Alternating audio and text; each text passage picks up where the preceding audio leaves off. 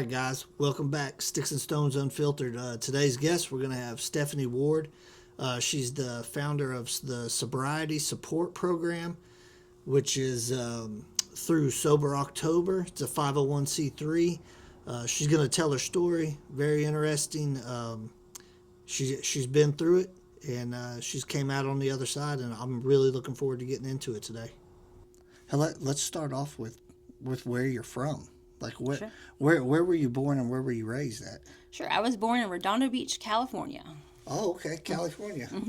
How did you end up here? Well, long story kind of short. I started drinking in 2020 when my mother suddenly passed away from cancer. That is what caused me to become an alcoholic. The day she died, I went and picked up a 36 pack of beer, and I never stopped drinking until I was finally ready. We'll get there. So the alcoholism really took over my life. I was really struggling. I lost my apartment. I lost my car. I lost my friends. I had an uncle here in Oklahoma he lived in Okemah. He saw me struggling, and he thought relocating me here might, give me a fresh start and start over. And unfortunately, I moved to Okemah, Oklahoma, but my drinking became much worse. How old were you when that went down, when your mom passed away? I was 37. 37? Or 35, I'm sorry, 35. Okay. And so how long was it before you moved to Oklahoma? 2 years. 2 years? So you're out there having a rough time for 2 years? Full-blown alcoholic, ruining my life, ruining other people's lives. I was an absolute mess.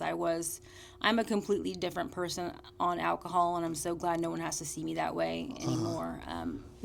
So when you say full-blown alcoholic, like, what do you mean by that necessarily? I was up and drinking at 5 o'clock in the morning. I could not function without having a drink. So it took me having at least 2 beers, tall cans, to get my day started. I couldn't even function without starting with the drinking. And it would be to the point where I needed to be drunk the entire day, and I would be throwing up because of so much alcohol, and throwing up and then taking a drink, throwing up and taking a drink, and I would drink all day long. Did you ever end up in a hospital? Mm-mm. Really? No. I know, shockingly, I'm blessed for that, but yeah, it was really bad.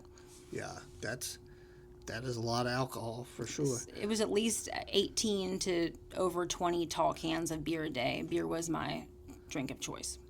Well, that's probably why you didn't end up in the hospital, Yes. since it wasn't a hard liquor. Right. Okay, so you get to Okemah, and then what happens? Well, I got a job being a manager at a grocery store and got fired due to my alcoholism. I was scared. I knew I had a problem. At that point, I recognized that. So I checked myself into rehab. The whole time I was in rehab, I did not pay attention. I was, just dreaming of getting out and drinking. So, unfortunately, even though I recognized I had a problem that needed to be corrected, I continued, I got out and continued to drink. And that's when I started getting charges. How long were you in rehab that first time? Rehab was a month, which definitely was not enough. There was some great tools, and don't get me wrong, the rehab was great. They had a great program, and had I really invested in it, I think I would have done well. But, when you're ready, and I just wasn't. Yeah. Okay, so you get out, and the public intoxes start, piling up. The DUIs. I probably had 5 public intoxes, and I had a misdemeanor DUI, aggravated, and then what got me was the felony DUI shortly after. So the misdemeanor aggravated, how come it went aggravated? I think because of the what I blew in their little machine. Yeah, it was high. I think it was like 1.8 or 1. It was something, I can't remember exactly, but yeah, it was high. Were you employed at that time? At that time, yes, I was, and I lost my job. Okay. Yeah, I've lost prior to this, during my alcoholism, I lost every single job that I had due to my drinking. What happened were you still in Okemah at that time? After rehab, I moved to McIntosh County. So I was in McIntosh County. McIntosh County? Okay. And then you ended up catching a felony DUI. Yes. So how long from the time you initially started drinking heavy to that felony, how long was that? About 6 months. 6 months? Mm-hmm. Okay. So how did that go down? The felony DUI. Yeah. I was in an argument with my significant other and decided that I wanted to remove myself from the situation. So took my tall can, got in the car, drunk, and drove. I was swerving and got pulled over by a McIntosh County officer. And they smelled the alcohol on me, and they saw the open container, and they did what they had to do. Went to jail with no shoes. No shoes. No shoes. But yeah, that was my arrest. Okay. How long ago was that? That was over 3 years ago. 3 years ago. Then was that kind of the turning point for you, or? It got worse. After that, I got a job working as a store manager in Muskogee. It was a really good job. It paid really well. I was really excited about it. I was driving drunk, open containers to and from work all of the time, waiting to go to that court date for the felony DUI. I still obviously had not learned anything, so I'm still engaging in the same activities. I was not ready to change. I was not scared. I never feel, looking back, I don't feel like I had enough consequences to what went on. All of my public intoxes, I was able to pay the tickets on, or the fines on. So, it was just a slap on the wrist. The misdemeanor, they put me on supervised probation. You just check in once a month. I did that. I didn't really feel like I was, in trouble, because I was doing what I was supposed to do. It was a really light sentence. And so I really had not experienced a major consequence, in my opinion. Now, when this came, I guess because of that, I just treated it like, no, it's not a big deal. Nothing's really going to happen. So continued on with the drinking. And as my court date started to get closer, I started to get scared. I was overthinking. I was scared. So got fired from my job. That next day, I called my friend in Texas and said, hey, can I come stay with you? And so I left the state. And I went on the run. You haven't been to court yet? Yeah, I hadn't been. Okay. I went on the run to Texas, and my car was leased out of McIntosh County, and you cannot take a leased car out of the state. So and I owed money on it. So I talked to the dealership, and they arranged to have the car picked up. And I guess they had been talking to the person who bonded me out, because I did not show up for my court date. Because they were going to lose their money too. Yes. So everybody, a group of people got together involved in this, and there was obviously an arrest warrant. They've hired a private investigator that was working on it, and the time they came to pick up. So you had somebody that bonded you out. Mm-hmm. Then the bondsman looking for you. Mm-hmm. The police looking for you, probation and parole. Anybody else at this point? Probably more people that I don't even know about. Okay. But looking at this, I feel like such a major criminal when I talk about it. But I remember, sitting outside. I'd coordinated with the dealership to come pick it up, waiting outside with the keys. I was so excited to get to get it over with. I had a margarita I was drinking. Okay. I was ready to go back to there's a bar at the apartment building that my friend lived at. I was ready to go back to the bar, continue drinking, after it was over. That was my plan. And I even had a date scheduled for later. I was, had the whole day planned out. Did not go my way. So the gentleman pulls in, with the flatbed truck to put the car on it to bring it back to Oklahoma. And then 2 police cars pulled behind him. And I gave the gentleman the keys and said, thank you for everything. I appreciate you coming all this way. Did it dawn on you when you saw the police cars then? I got scared, but I was like, is that for me? And I was like, no. And then as I start to walk away from the gentleman after I handed him the keys, I heard, are you Stefanie Gaxiola? And I started walking faster because I got, I didn't know what to do. And then I said, yes, that's me. And I'd have been like, no, my name is Nicole. I'm out. And then, I think those thoughts crossed my mind, but I don't know why I chose to do what I did. He said it was me, and I said, can I go to my apartment? I'll be right back. They said no, and they talked to me. They confirmed it was me. It didn't have my ID. I didn't have my purse on me or anything. And they said, well, we have a warrant for your arrest. They showed me the paper for the missing the court date for the felony DUI. And I was like, oh my God, but I have a date tonight. And they're like, well, you're not going on your date. So they arrested me. I went to jail and went to that jail. Scared the heck out of me. That is where I had my aha moment, my spiritual awakening, and I was ready to change. Which jail was that? It was in Denton County.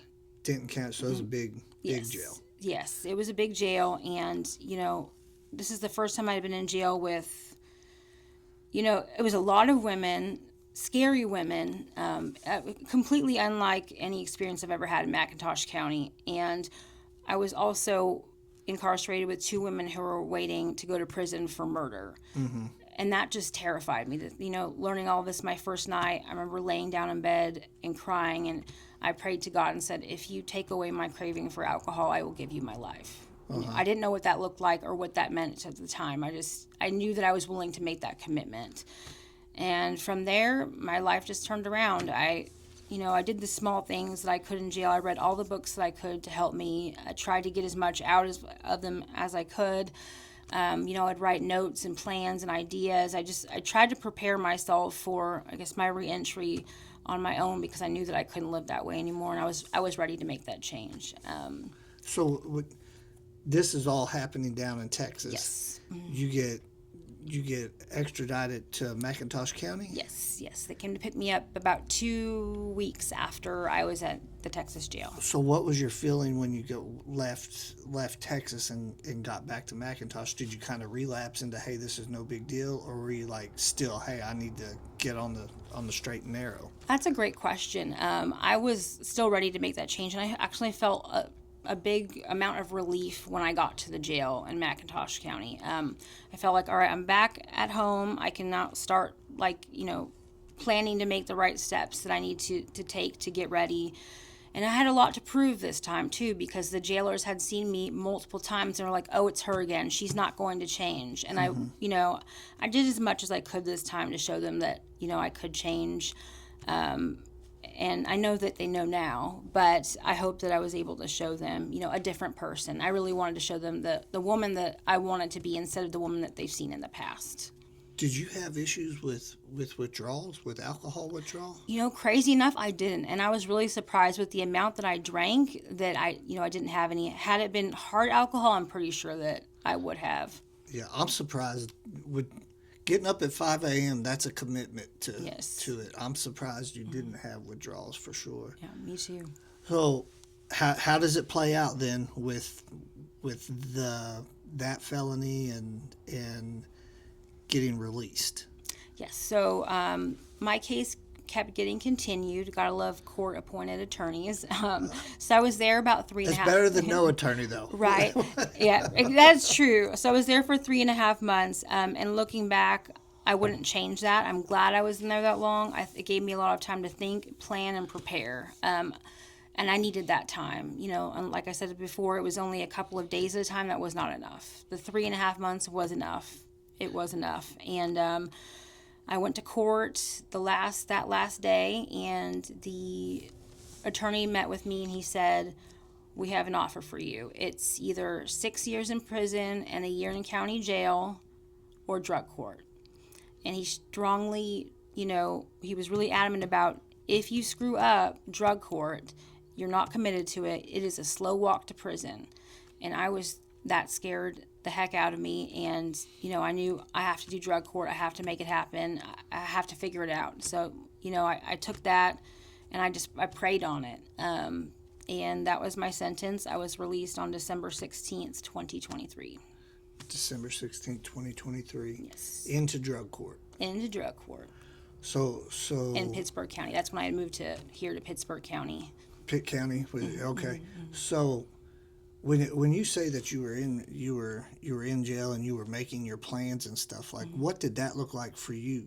Did you have any assistance, or was that just you making your own plans? That was just me. I've always been a planner and an organizer, and a to-do list kind of gal. So, any paper I could get my hands on, take my little jail pencil and, write things out, write motivational quotes for myself, write Bible verses. I had like a kind of like a little packet for myself that I would read through every day to keep myself motivated and on track. Were you trying? Did you know like where you were going to try to work, or did you have any officers, or were you? I wasn't sure yet. It would have been great looking back to, maybe had some assistance with that or some help. I didn't have any support on the outside, and there wasn't any resources available on the inside. So I just did the best I could to kind of create my own plan. Okay. So, backstory, last question really on that is what does your educational background look like? I have a degree in communications from Loyola Marymount in California. Okay. So I went to school. I didn't know what I wanted to do, but I know I like to talk and I like to write. So I thought communications was good. Okay. Okay. Well, I was wondering what it was in, but I see that you have a proclamation. Like, tell me about that, what you got going on there. Yes. So I had reached out to the governor's office, and hours later, I received this amazing proclamation. February 18th of this year is officially Sobriety Support Program Recognition Day. That is awesome. And so we're going to get into the woods right now on how you went from in jail, drug court, to now you've started a program that it seems like it's going very well. From what I've been following you on social media, it seems like it's going well. Yes. So what is this program that you started? Like, what's the name of it? Like, Sure, it is the Sobriety Support Program in partnership with the Pittsburgh County Sheriff's Office. It's a high accountability program based on support, structure, planning, and preparedness. And the thing that makes us different from most programs is we start inside the jail, creating a plan for them so that when they're released, things are covered like employment, transportation, housing, and their support system. That way, when they walk out of jail, they're fully prepared, they have their plan in place, and they can just, hit the ground running and get started day one and build a better future for themselves. do you think if you would have had a program like this when you initially were starting to get in trouble, or were you just in the alcohol so deep? Like, what do you think it would have made a difference for you sooner? I hear what you're saying. The other times, I don't think it would have helped me. That last time when I spent the 3.5 months in jail, I think it would have helped me that time. Yeah. Because I was ready. What were the struggles that you encountered when you got out that last time? When I got out the last time, well, I certainly was not prepared. Feelings of overwhelmingness with all the requirements of drug court. I thought it kind of feels like you're set up for failure at first until you kind of get in the groove of things and you see that you can make it happen. But housing, because I didn't have a place to stay, and I wish that there was someone that could have helped me out with housing. The drug court coordinator at the time got me connected with the Hope House, which is a great program. And I went there as soon as I got released. I have to say, and I think about this a lot, I don't know that I would have done as well in drug court at the beginning had I not been at Hope House, because their structure really matched the structure of drug court, the requirements and expectations. And I think with those two schedules combined really set me up for success for the program in the beginning. Okay, got you. You we'd messaged before in the past. In one of the messages you were talking about on their craziest day, like they're expected to make the best decision of their life. Right. Like, how is your plan to make that easier for them? Right. So, you get out and it's the most overwhelming day of your life, and you're expected to go straight to housing, find yourself a ride, look for a job. And a lot of times people don't even have a cell phone. They don't have a support system. They don't have anything. They're starting oftentimes from nothing. And I want to create, I want to set them up for success. I want to get this plan for them so that they can walk out and feel comfortable and confident. Like, okay, first of all, somebody has compassion for me. Somebody supports me. I've never had these things before. Not only that, they have this plan for me. They believe in me. They are here for me no matter what I might need. And then just to give them enough confidence to start checking these things off the list, going through the to-do list, getting their identification card. A lot of people don't have that. going and getting a cell phone. There's so many things that they have to do upon release, and I want to make it easy for them. So I lay everything out in their reentry planner day by day to kind of make things easy for them. It's, kind of like it's training them to kind of start over at life. So, we just small goals every day. So how is that partnership like? How do I get my reentry plan from you? Like, how does that go down? Sure. Well, we do referrals through the Pittsburgh County Sheriff's Office and probation and the District Attorney's Office. As far as the in-jail progress and work, Jeff Daniels and Nathan Fox, they do all of the inmate referrals. They pull them from the trustee work program. So these are people who already, have proven that they are accountable, that they're hardworking, and that they want more. They want structure. They want support, and that they can do it. So all of the in-jail participants come from their program. Once they're referred, I do an intake with them, and then we'll meet with them individually to start to create their reentry plan, and then they are enrolled in our Monday night in-jail classes. So you've mentioned Jeff, Frankie, who else? And Nathan Fox. Okay. How did you convince them that this was a good idea? Well, I had reached out to Frankie wanting to partner with him on this. I knew that he would be an excellent partner and the person I would want to work with to bring this program to the community. And he had emailed me back to set up a meeting, and in that meeting was also Nathan Fox and Jeff Daniels, who are the jail administrators. And they have really turned around the Pittsburgh County Jail. They have done so many amazing things, which I hope you can talk to them about it. That'd be a good podcast. But they really loved. I'm going to try and get Jeff in here. You need to. Oh yeah, he's great. He's a good talker. He's been great on TV with us. He loves interviews, but that was sarcasm. Yeah, definitely. Yeah. He's a quiet man. Yes. Yeah. But he's very, until you get him rolling. Right. He's really passionate about the work he's doing, though, and he glows when he speaks about it. And he speaks about it so eloquently. It's impressive. He's good at what he does too. He is, and people really respect and like him. But they really loved the program and definitely wanted to partner with us. So in the meeting, we were talking about everything with all these ideas I had brought to them, and we picked and chose which ones would work. And then what really stuck out, which the jail really pushed, was starting inside.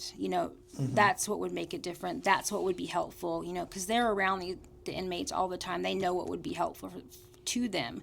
And so I thought, oh my God, this is amazing. We have to, this is what I needed. This is exactly what will help people.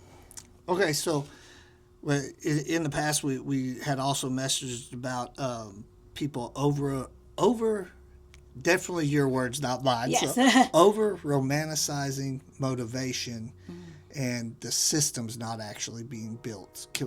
What were you meaning by that when we had talked? Right. Well, people don't come out of jail and stay sober because they're motivated every day. Motivation comes and goes. There's some days where you're like, yes, let's get up and let's do that. But there's some days when you're just like, I'm tired, you need a break. And on those days, then what do you do? And if you're relying solely on motivation, you're going to fail.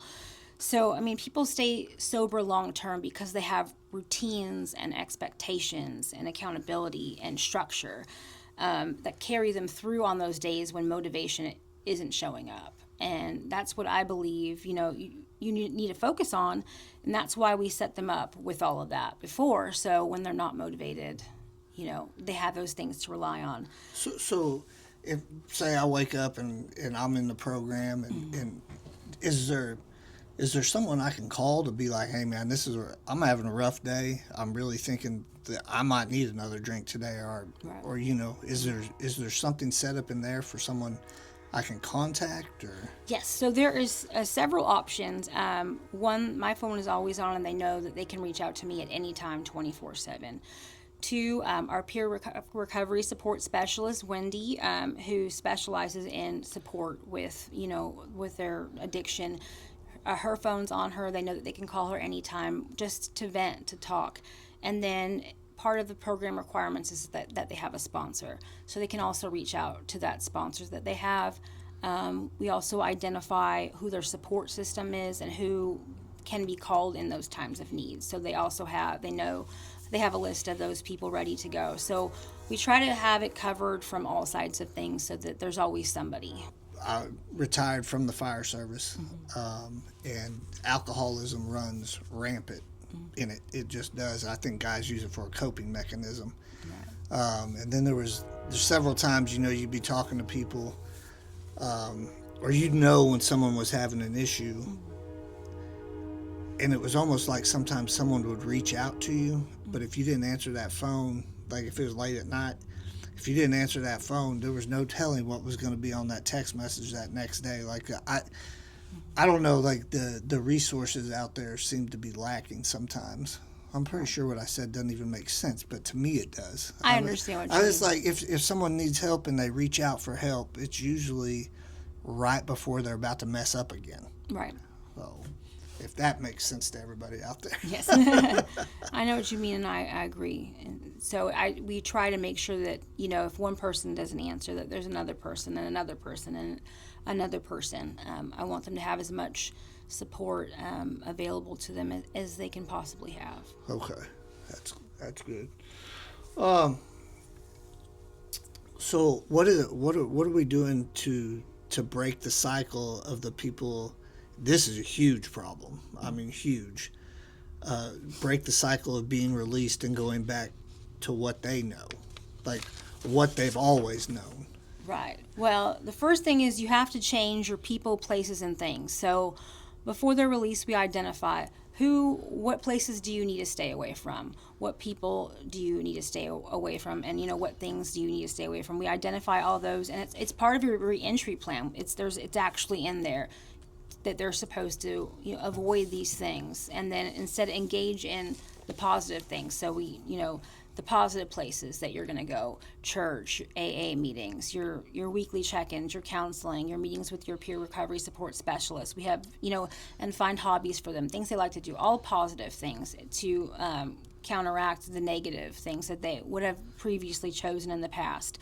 But yeah, we make sure that all of that is just fully covered. So when you say not, what about moving? Do you guys encourage people to move out of, like, if I'm in trouble in McAllister all the time, and I hate to say it, but McAllister, we're small. We're big, but we're small compared to other communities in southeast Oklahoma. But, like, it seems like if someone gets in trouble in McAllister, you can't run from the people you know.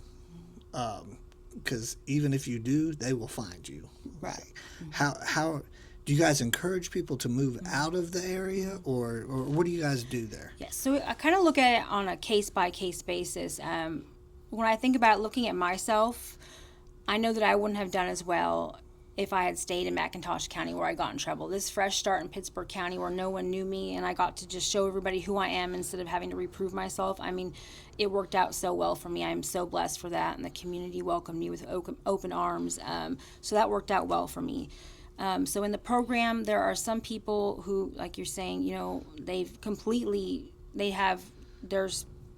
know all the wrong people, they know all the wrong places, and we want them to avoid those. And depending on where they're at in their sobriety, depending on their plan, their support system, everything like that, or jobs, we will either have them here, with a really solid plan and support system, or in some cases we recommend that, yes, that they do start over somewhere else. And then we create the reentry plan for the city that they'll be moving to. And I'm actually working with a participant on that right now who went, upon release, we think it's best if he goes to another city. Yeah. And I don't want anybody out there to think I'm trashing McAllister. I think McAllister's a great city. It's an excellent community. Yeah, and the people here, I mean, like, everybody wants to help everybody. They do. The help and support from the community is so overwhelmingly amazing. I don't think I've ever been part of such amazing community. I'm so impressed by the people here. They really want to help. We're a small, big city in Oklahoma. So it's got its pluses and its minuses. But yeah, I definitely didn't want anybody to think I'm like, don't move to McAllister. You know what I mean? Like we have lots of resources. And like you said, McIntosh County for you was the, hey, I better exit this area. Right. I was known as the town alcoholic there, so Yeah. I'm glad I got to escape that title. Well, and sometimes I think people just have to escape. You have to get past the stigma of everybody knows you from. It's pretty. How long has the program been going on? We officially launched January 5th. There was one participant that the probation and district attorney's office that gave me her on December 10th. And so until the program launched on January 5th, I just met with her weekly to do a check-in and assignment work together. So she was like our first participant. So technically December 10th, if you count that, but the full program launch was January 5th. Okay, so you guys are on fire then. I mean, I just keep hearing everything about Sober October. Like, so what is the official name for the program then? So I'm trying to rebrand so that it makes sense year round. So it's called the Sobriety Support Program, and it's offered through Sober October Oklahoma. That's the organization it's offered through. Okay. Yes. Okay, I got you. Yes. I got you. And we are officially a 501c3. I applied and got my nonprofit status. I'm really excited about that. Well, congratulations on that, you. because that is a lot of paperwork. It is. Right. But I remember when I got my paperwork, and I was just so excited to see everything start to come together. It was an amazing feeling, but it's... Tell me when you first had the idea. The program has grown so quick, it's pretty unbelievable. I mean, like, how long were you thinking about starting the program? Well, when the way the community responded to Sober October, I saw there was a need for this, and I thought, how can I continue to help people in sobriety and recovery past October? And when I was writing out a list of things, I was also struggling with trying to find a job. It's hard to find. I had just graduated from drug court in May of 2025, and looking for a job, Sober October, all this stuff going on, and with a felony on your record, it is really, really difficult to find a job and find work in things that I would want to do. So with looking at my list that I created for things to extend Sober October, I thought, what about a program? Everything on my list, pointed to creating a program to help people. So, I had put some other ideas out there, and I came up with, at the time it was called the Court Connected Sobriety Support Program, and just a pilot. I thought, okay, let's pitch this to the district attorney's office and see what they have to say, and they loved it. So how... It's crazy to me that you just went into the district attorney's office and pitched the idea. I mean, like, how'd that go down? Like, you're knocked on the door, hey, can I come in? Like, I'm not scared of that kind of stuff, and it's part of my work experience from the past. But so I walked into the probation department up to the Miss Fantastic Amy Wright, and I said, "Hey, I have this. I really would like to show the district attorney." And she's like, she just told me how to go in there and present it. I did, and they loved it and scheduled a meeting with me, and I sat down with Chuck Sullivan, Lauren Dutton, and Amy Wright, and they loved it and wanted to put it into place, and that was it. Yeah, Amy's good people. I've known Amy. her forever. Mm-hmm. So one meeting, and you supplied everything, and they were like, hey, let's see what we can do with it. Yes. Mm-hmm. Okay. How about the probation and parole? Like, how are you involved with that at all? Sure. So, in terms of probation, each participant is put on probation, and part of their probation requirements is that they are sentenced to complete my program. If they don't complete the program, then I report to probation, and they kind of figure out what's going to happen from there. But with that said, throughout the program, I constantly am, well, I shouldn't say constantly, weekly I'm updating Amy on the status of each participant during the check-in. So after the check-in, for example, I meet with the participant, and then I send Amy a summary. Now, if they do anything to make themselves non-compliant with the program, then I also have to send a report to Amy, and then she goes from there. So we work together on each participant. Yeah. you're gonna have to get more people. You're gonna stretch yourself thin. Yes, it's quickly expanding. Today, after this, I'm going to the jail to meet with 6 people. So, Really? and it's hard because I'm thinking I want this program to grow, but I feel like I want to do everything myself, and I'm trying to figure out how am I going to make that happen going forward as we grow? Because I know that realistically I can't do everything by myself. No. It's just not going to be possible. But I just really want my hands on everything because I want it to be a certain way. I want everyone to get the same treatment. It's your baby yes, right now. Exactly. Yeah. But I completely understand. I want them to get the same treatment that our first participants, are getting. I want them to be set up for success. So I'm just really trying to focus on each participant right now, doing the best I can with them, and then just, taking it day by day, participant by participant. Yeah.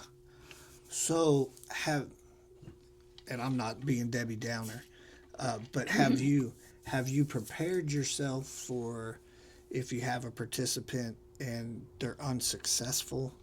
Yes. I was actually talking to a business owner and a great woman about that the other day, and she said, because I love a lot, I love really hard, and I invest into people, and she said, you're going to get your heart broken. Someone will break your heart, one of these participants. And I said to her, I think that probably needs to happen so I know how to deal with it moving forward, because I know that that's something I'm going to have to deal with. Being a participant in drug court myself, you see people fail, all the time. And that will be hard for me, but I feel like, in the work I've done on myself, I have an excellent, set of tools and skills to use, in order to handle that. Yeah. So I'll be all right when it comes. It's going to be a shocker when it happens. I'm sure it will be. But you sound like you're prepared for it. And yes. I guess the main thing to remember is when that day does happen, because it will. It's inevitable. Right. But there's nothing that says that person can't come back and actually succeed the next time. Exactly. I have a friend, Daryl Jones, who will be speaking at our class on patterns, choices, and consequences in the jail on Monday. And he firsthand knows that, I think he was given 20 or so chances, an aggressive amount of chances before he changed. So, I won't give up on somebody. Yeah. It depends. If they are honest and communicate with me, I can work with that. It's dishonesty and avoidance that I cannot work with. So I will continue to invest in somebody as long as, they're transparent with me. Yeah. Mm-hmm. Yeah. Well, I think the program is going to do. I think it's going to do good. The fact that they're going to have a plan when they're coming out is that's a game changer. Yes. Because I've personally seen people go in and out, and it did amaze me how many times someone can go to county jail and not do any time. Actually, I'd be like, right. You're in county jail for 24 hours and you're back and then doing the same things quite often times. Do you think the fact that you went to Texas and was jailed in Texas made a huge difference in you choosing to get sober right off? Yes, I think had I stayed in Oklahoma, I don't think it would have turned out the same way. It was the right time, it was the right place, it was the right experience, and it was specifically that in that jail I had that aha moment, that spiritual awakening that changed my life. I don't think I would have had that here, and I am glad it happened the way that it did. Yeah, Texas is large places, large institutions that house a large amount of people are different than the smaller county jails. Right. To me, at least. Yes. Much different experience. Yeah. So let's talk about another subject we messaged about that people don't need scared straight. Yes. Because they're already scared. Right. They are already scared. They're scared of failing again. They're scared of disappointing their family, their friends, their loved ones, and messing up the second chance or the third chance or fourth chance, that they're given. They don't need more fear or to be more scared. They need confidence. They need structure. They need support. They need someone to show them that they're capable. They need somebody to be there with them, and to also make sure to hold them to that standard. Because they're already terrified because they're in Right. do you think if you would have had the more severe consequences sooner, do you think it would have been a game changer for you? Like, because ultimately it sounds like you might have been scared that you were going to go do some time, like go away, and that's why you fled. Yes. You think if you would have done time sooner, it would have eliminated maybe some of the stuff you had to go through? 100%, absolutely. I was scared to death my senior year of high school. I was wild. You couldn't have been much more wild. And one of my friend's moms worked at OSP, and they I don't know how she did it, but we ended up with like a private tour with 5 of us, and we were all knuckleheads. I mean, for sure. And they took us in there, or she took us in there on this tour. And I knew when I left, I was like, I never want to come here. Right. And then I ended up going to work there, which was kind of crazy. But I never put 2 and 2 together, though, that you could end up in prison for drinking and driving. You could end up in prison for repeat goofy offenses. You know what I mean? Not that drinking and driving is goofy, like, because it's a felony now. Like, I know. It's about to get real interesting how many people catch felony charges right off the bat. But I never put 2 and 2 together when I was young. Like, drinking and driving can place you there, and I never really thought about the people I could hurt. You know, so did it scare me straight a little? Yeah, but I wasn't inside. You know, I knew I was leaving. I would have been terrified, though, and not. There's no way if I had to go if I was incarcerated for any amount of time, I would not be thinking in the right frame of mind. Right. Absolutely. Well, what when you talk about showing them like what they're capable of, why they're in there, that's what the program is consisting of, or? Yes, we try to, in getting to know them, during the assessment, I kind of am able to figure out how I can, show them their capabilities. I think it's so important, and it helps them build confidence. A lot of them, especially while they're in jail, are lacking confidence, and we want to help build that back up. They're at the low.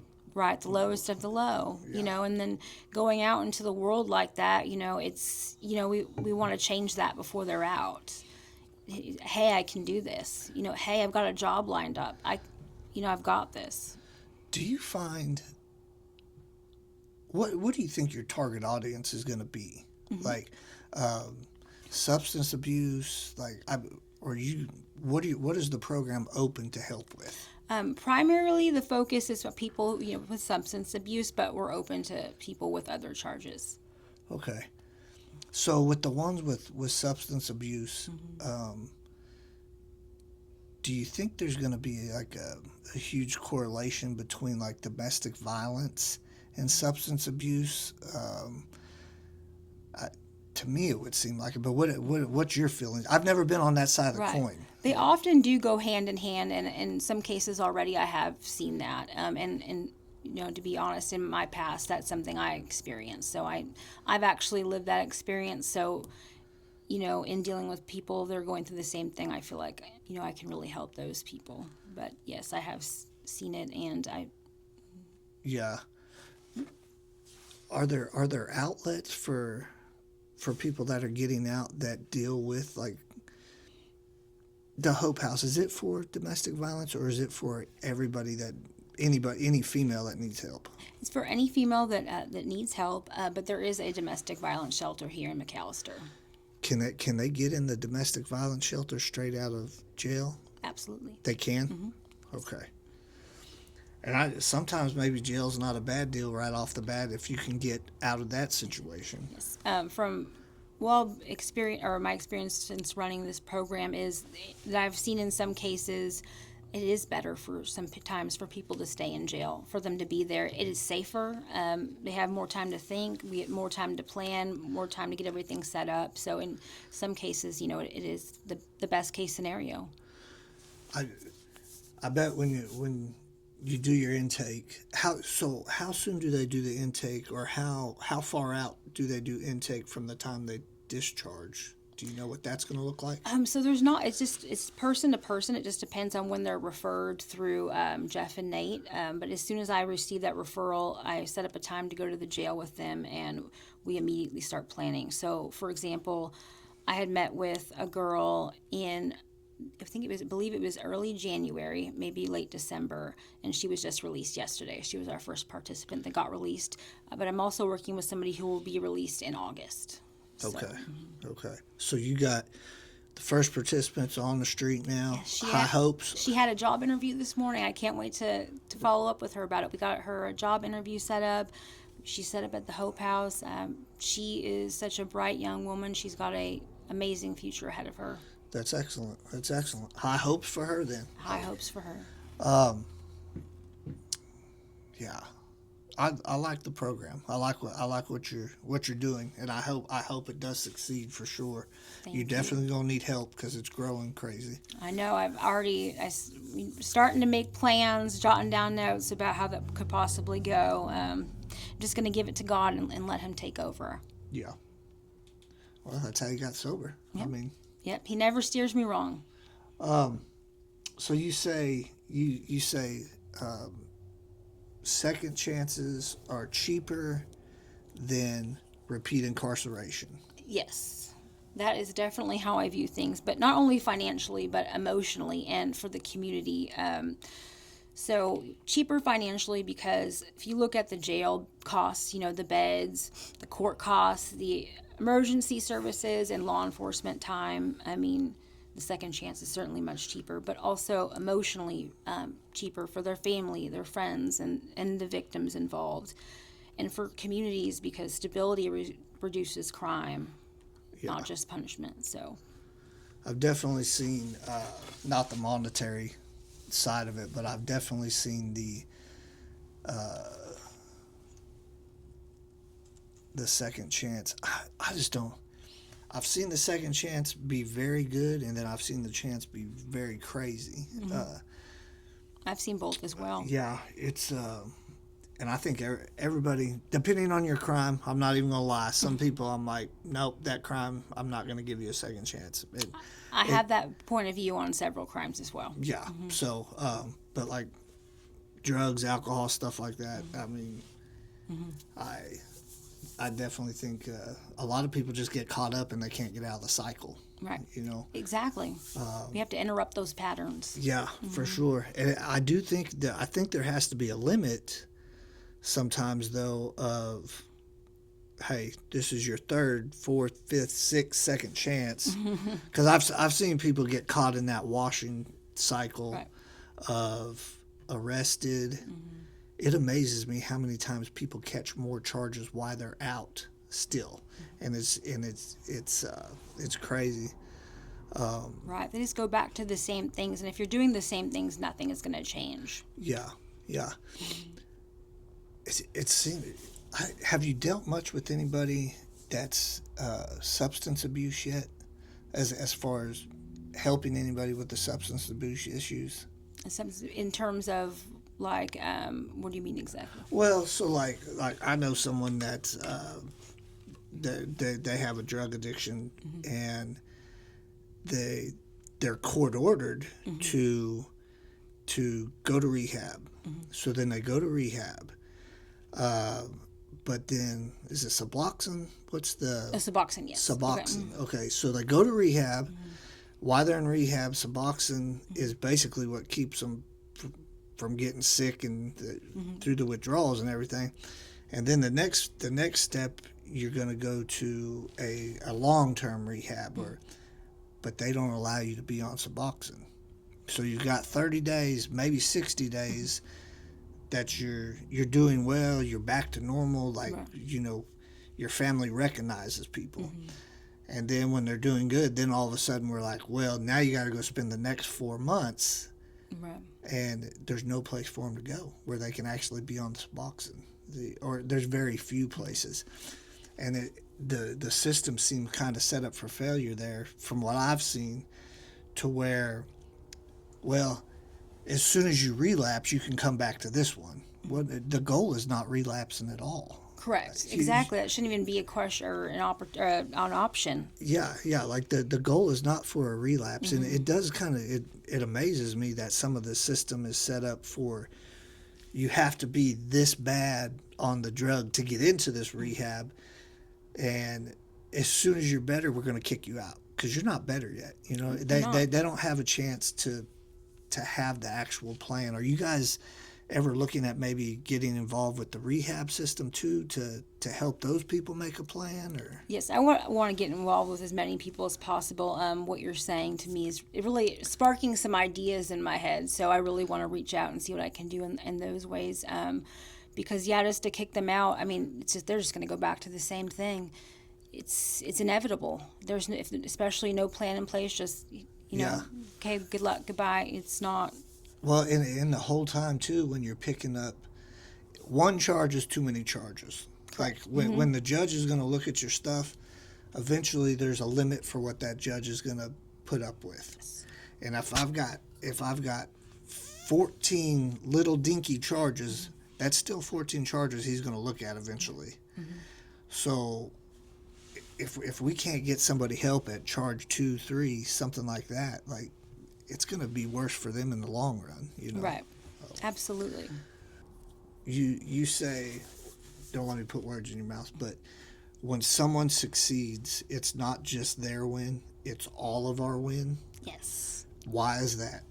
Well, I feel like, when somebody succeeds and everyone does win, and that's because, for example, public safety improves, the family will stabilize, employers can gain, reliable workers, communities spend less on crisis response. It's not just a recovery issue, it's a workforce issue, a public safety issue, a community health issue.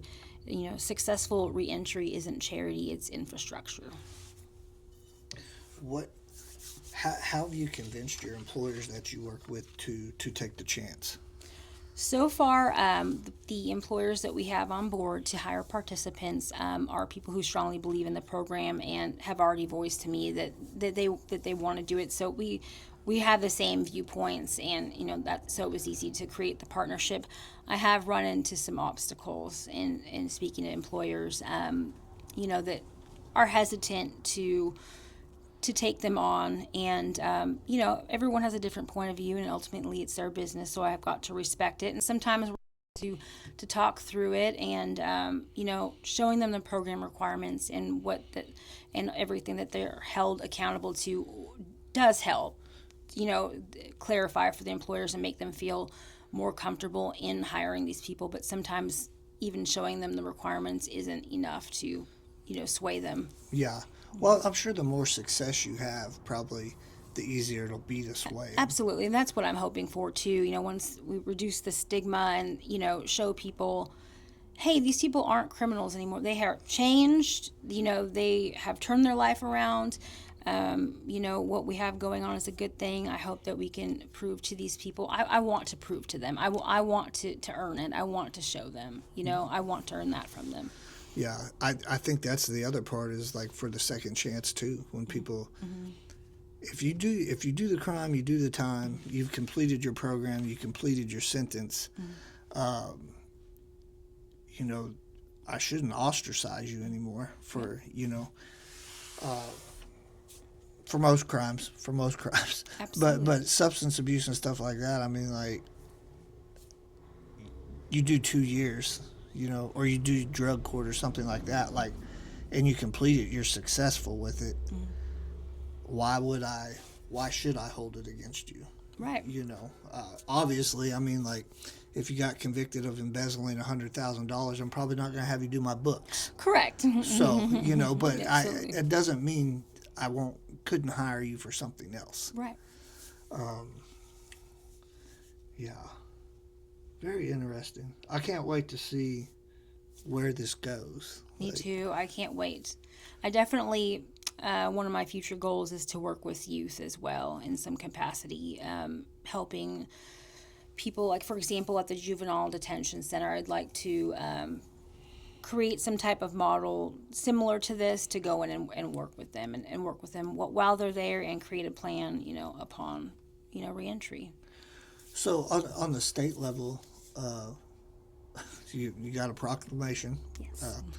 Where are you guys at with the planning right now? Like, what's your next steps you see happening? Next steps, right now I am planning an event for February 18th.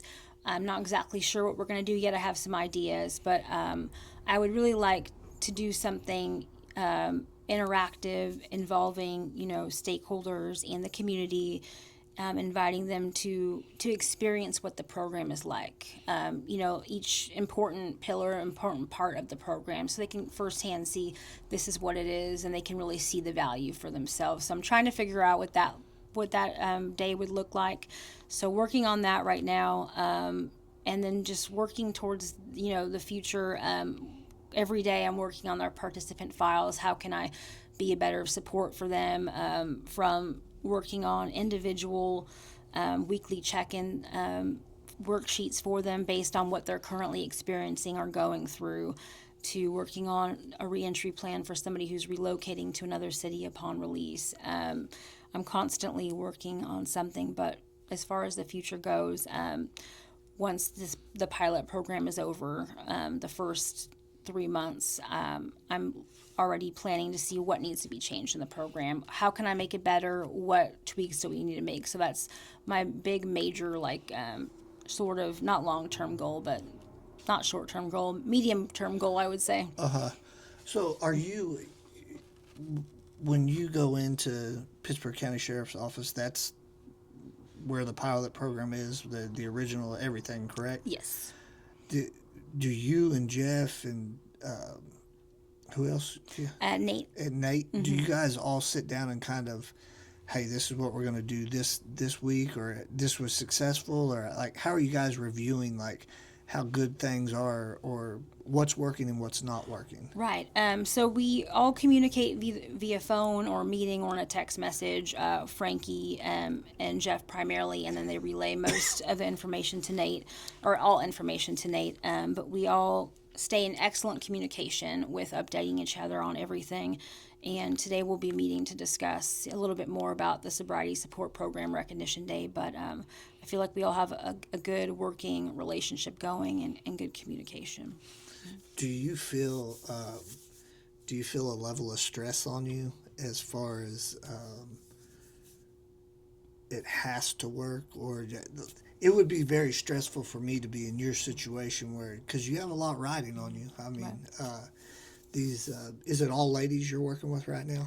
Men and women. Men, both? Okay. Yes. So you've got men and women that, as long as they hold their end of the deal up and they complete the program, like, they should be successable. Absolutely. So is that stressful or gratifying to you? Funny enough, I was thinking about it the other night. I feel a tremendous amount of peace and calmness over it, and I've never experienced that in my life. And I was thinking, I feel like this is what it actually means to be living in your purpose. I believe that, being a very spiritual person, that God is working through me and that He's giving me the energy to do this and the know-how. I'm finding myself doing things that I didn't even know that I could do, or making decisions that without even thinking about it. And I'm like, oh my gosh, that was a great decision, or the right decision. Everything is just coming together so easily, very quickly, but easily. So there hasn't, knock on wood, there hasn't been any stress. And I, probably saying that, watch, I'll be stressed out today. No, but you'll be all right. You'll be all right. But yeah, it's. You have a lot of people rooting for you and for the program, so it is successful. And knowing that does help a lot. I can't even tell you, I've never really had a ton of support in my life other than my mother before she passed away. This is the most support I've ever had, and it's amazing. I wish I had this, support when I was getting sober, but to have it now, it means the world to me. with have you started collecting like the interview clothes and stuff for individuals when they get out, or like where's your base of operation right now? Yes, so I currently work out of my home. In terms of my meetings with my participants, the lovely Lisa Kirk at Compassion 365 lets me use space at that facility. So I schedule everything through her, and she lets myself and our peer recovery support specialist use that space, which it has worked out fantastic. We operate through sponsorships. So once we get to a place where we're, on, I guess autopilot and I have some extra money, I'm looking into getting my own office space. There are some options, but as of now, using community space is what's been working. Right. In terms of storing the clothes, I have space at the house that I have them stored at. But that's more of the reason I want to get the office space, not only to be able to meet with participants and partners and things like that, but also to have like a little closet where people can, come and get clothes for court or for interviews, things like that. When I initially met with Frankie, he said I could use some space in the sheriff's closet downstairs and put some clothes in there for upon release, which I would like to start setting up now that I have a good amount of clothes. I have about every size clothes rack. This used to be a dry cleaner's. Oh, awesome. Okay. So I have like some heavy duty clothes racks, and you're welcome to. That would be amazing. Yeah, you can have a couple of them or whatever. Thank you. That would be a dream. That was one of the things I was trying to figure out. Yeah, that if you break these, you've really you've done something. But you guys are welcome to those for sure. Thank you. Anything else you want to say about this program? I think we pretty much covered everything.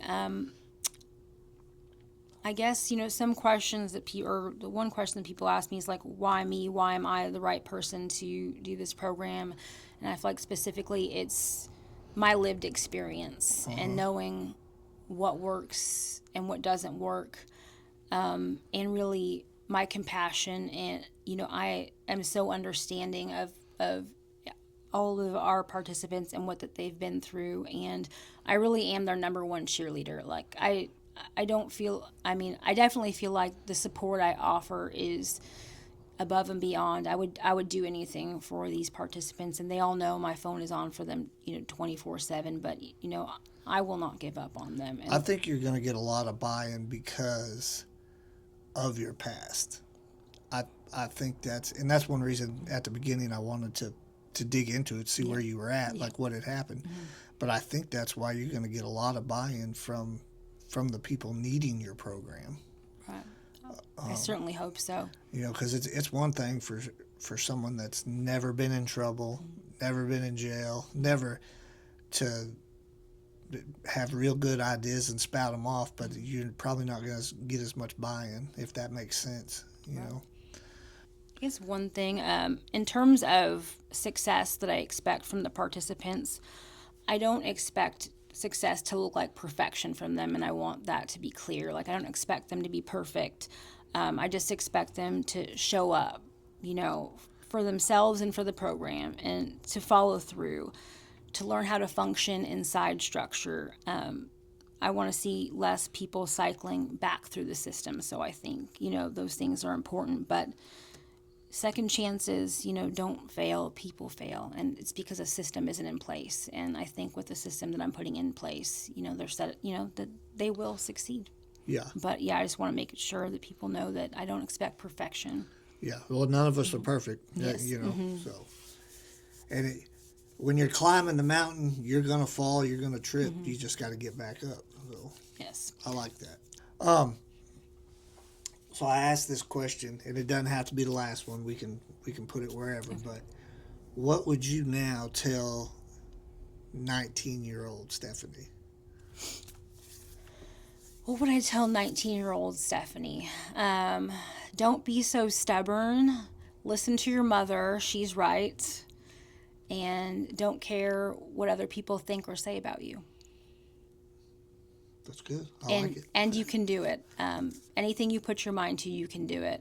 I used to have pretty low self-confidence. And there was a lot of things that I wanted to do that I would, never ended up doing because I was too scared and didn't have the confidence. And I guess, I got all that back now because now I'm not afraid of anything. Right. So I'm glad it finally came to me. I'm 40, and I remember somebody saying, 40s, is finally where you don't care what people think about you, but you have all the knowledge, you have all the life experience. Like, it's a really good decade, and so far it has been. Yeah. I'm so glad to be at the point I am in my life. That's good. Other than that, I would say, looking towards February 18th, the recognition of Sobriety Support Program Day, that to look out for my Facebook page. That's the Sober October Oklahoma Facebook page, because I will be posting some event information. Like I said, I'm not quite sure what we're doing yet, but there'll be something in the works, and I would absolutely love to have the community involved and come down and experience what we have to offer. All right. Well, that sounds good. I appreciate you coming on. You are actually the first female guest we've ever had. Awesome. Well, I'm honored. Yeah. First female guest. We've reached out to several people that I know, and they're all scared. Really? Yeah, they're all, no, nobody wants to hear. I'm like, everybody wants to hear your story. Like, come on. Absolutely. But yeah, first female guest. I appreciate it. And the other thing too is you're the first person to come on that has had a history of run-ins with law enforcement, and I do appreciate you coming on. Thank you. I have mostly first responders on, but the thing is, like, it's a circle. So if we don't have people that have succeeded, and your story's great because you succeeded, and now you're trying to help other people succeed. So you're breaking the cycle, but you're still part of the cycle, if that makes sense. Absolutely. So thank you very much for coming on. Thank you for having me, Robbie. It's been a great time. I appreciate it. All right. Look forward to it again. Thank you. Right.